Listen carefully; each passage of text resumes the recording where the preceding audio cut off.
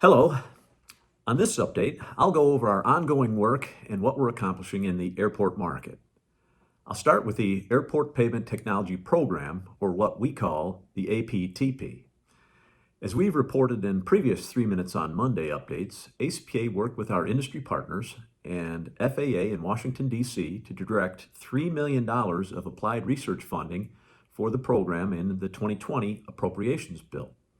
Work is ongoing to secure a second round of funding in the 2021 appropriations bill.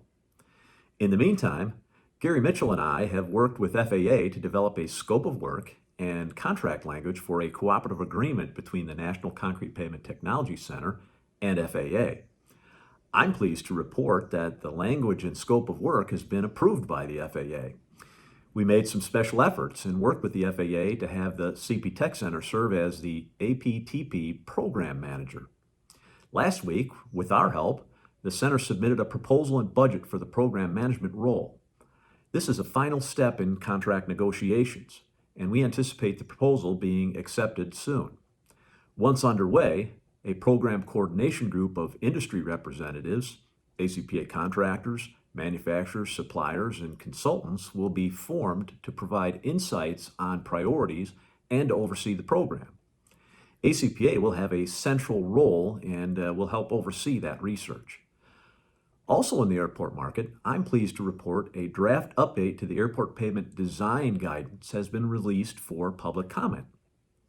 The update is necessary to meet some new requirements set forth by the International Civil Aviation Organization, or ICAO, on how pavement strength is reported.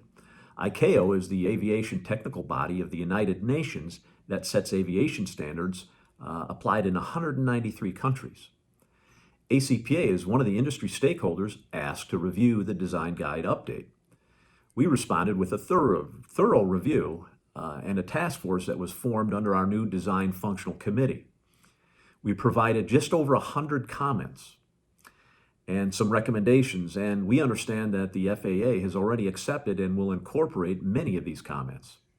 Examples include refined elastic modulus values for some pavement layer materials, and language for the design engineer to consider resiliency in the selection of pavement types. On the construction side, we continue to provide support to the FAA and solicit changes to the construction guide spec as issues come up. A recent example is one of our chapters found an incorrect specification requirement for fabric as a bond breaker in a concrete overlay project. Gary Mitchell reached out on the issue, and the FAA made the change through an erratum to the specification. This seemingly small correction will save member contractors big headaches and a lot of money by reducing the potential for early age uncontrolled cracking and the risk for removal and replacement of panels. Lastly, we're working with the FAA to add a note to the engineer in the construction guide specification to allow the contractor to submit calculations to allow earlier opening of the pavement to construction traffic. The goal is to give the contractor more flexibility to help expedite critical construction projects by showing their construction equipment will not damage the pavement when phasing the work. Well, that's it for this time. Thanks as always. Please stay safe and make it a great week.